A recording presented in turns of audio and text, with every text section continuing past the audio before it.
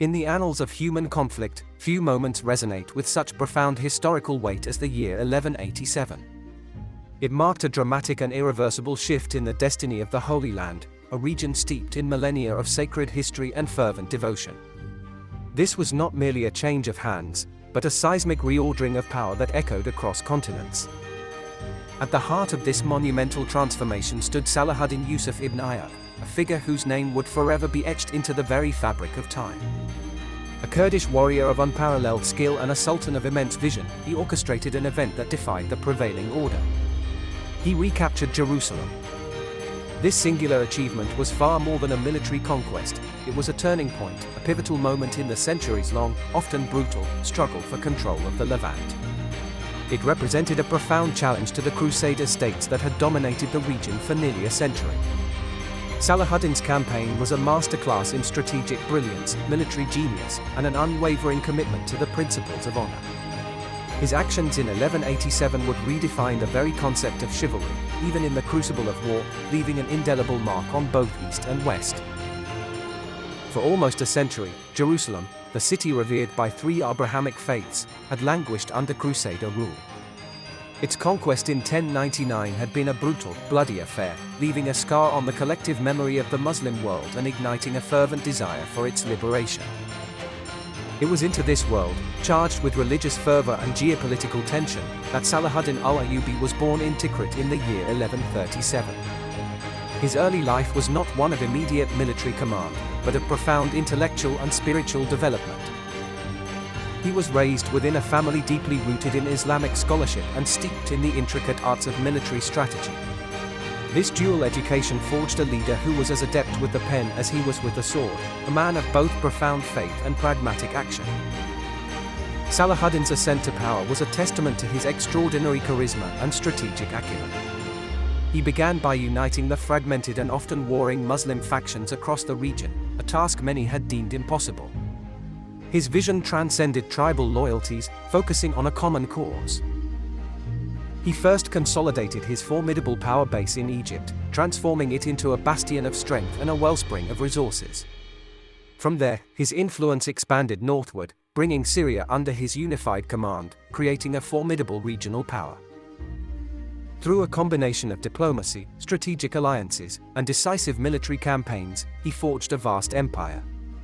He became the Sultan, commanding an army that was not only disciplined and well-equipped but also imbued with a shared sense of purpose and destiny. His ultimate, unwavering goal, the very lodestar of his ambition, was the recapture of Jerusalem. For Muslims, it was Al-Quds, the noble sanctuary, the site of the Prophet Muhammad's miraculous night journey, a city sacred beyond measure. The path to Jerusalem, however, was not to be a direct march but a crucible of fire, paved by one of the most decisive battles in medieval history, the Battle of Hattin. This was the moment that shattered Crusader dominance and opened the gates to the Holy City. On the scorching plains near the Sea of Galilee, on July 4, 1187, the fate of the Levant was irrevocably sealed. It was a day of reckoning, a clash of civilizations that would reverberate for centuries. Salahuddin's forces, meticulously planned and expertly executed, delivered a crushing blow to the combined Crusader army. The Christian forces, once thought invincible, were utterly decimated, their military might broken beyond repair. The Crusader forces were led by King Guy of Lusignan, a monarch whose strategic miscalculations would prove catastrophic. His decisions on that fateful day led his army into an inescapable trap. The battle unfolded in the arid, unforgiving landscape near the horns of Hattin, a volcanic hill that offered no respite. The Crusaders, already exhausted by a forced march, were lured into a strategic nightmare.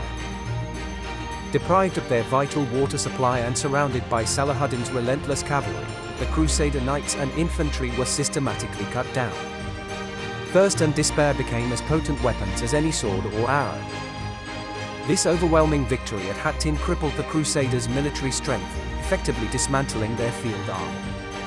The flower of their knighthood was either slain or captured, leaving their strongholds vulnerable.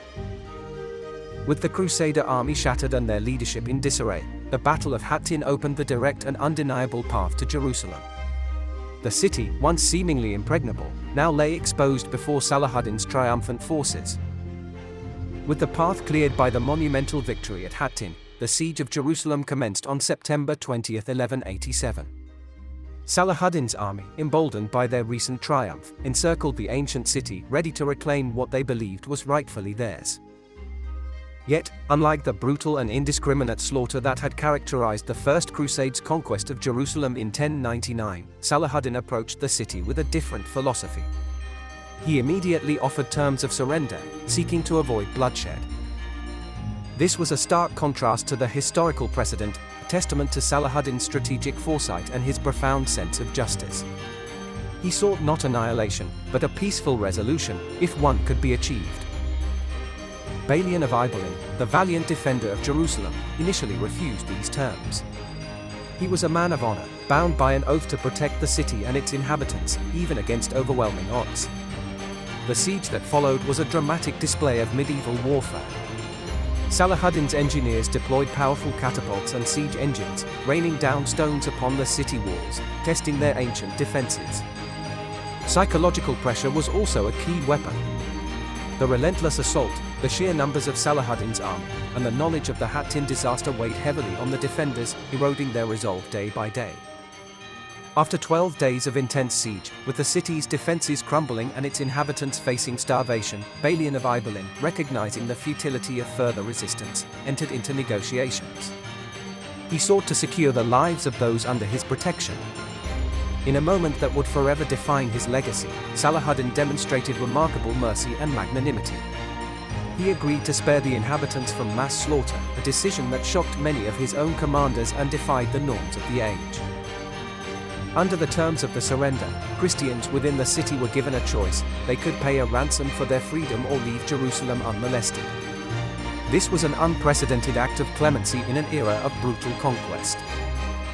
As the city was reclaimed, one of Salahuddin's first acts was the restoration of the mosques within Jerusalem, particularly the Dome of the Rock and Al-Aqsa Mosque, which had been converted or neglected under Crusader rule. Their sacred purpose was reinstated. Furthermore, in a move that underscored his vision of a tolerant society, Jews and Eastern Christians, who had faced persecution under Crusader rule, were allowed to return to Jerusalem. This marked a new era of religious coexistence and protection under Islamic law. Salahuddin's actions in Jerusalem were not merely pragmatic, they were deeply rooted in his personal code of ethics and his understanding of Islamic principles. He sought to establish justice and order, not vengeance. His treatment of the defeated, his respect for the sanctity of life, and his commitment to his word set him apart. He proved that even in the crucible of war, honor and compassion could prevail over brutality. This act of unparalleled chivalry resonated far beyond the walls of Jerusalem. It cemented Salahuddin's reputation as a just and honorable leader, even among his fiercest adversaries. Salahuddin's chivalry earned him profound respect, even from his most formidable enemies. Richard the Lionheart, the legendary English king and his primary adversary during the Third Crusade, developed a mutual admiration for the Sultan, despite their fierce battles. This respect transcended the battlefield, fostering a unique relationship between two great warriors who recognized each other's valor and integrity. It was a testament to Salahuddin's character that he could command such esteem from his foes. His legacy endures not merely as a conqueror, but as the noble enemy, a leader whose actions were guided by a profound sense of justice, humility, and strategic brilliance. He embodied the highest ideals of medieval Islamic leadership. The recapture of Jerusalem in 1187 was far more than a military victory. It was a profound demonstration of leadership, faith, and character. It showcased Salahuddin's ability to unite, to inspire, and to act with both strength and compassion. This pivotal event emphasized the enduring importance of honor, even in the midst of the most brutal conflicts. Salahuddin's triumph in Jerusalem remains a timeless lesson in the power of principled leadership and the lasting impact of a truly noble spirit. Salahuddin al-Ayyubi's siege of Jerusalem was not just a military conquest, it was a statement of leadership, faith, and character. In an age of brutality, he stood for mercy. His story reminds us of a forgotten code, honor in victory. Like, comment, and subscribe to the Turkish Odyssey for more untold tales from East and West. Thank you for watching. See you in the next adventure.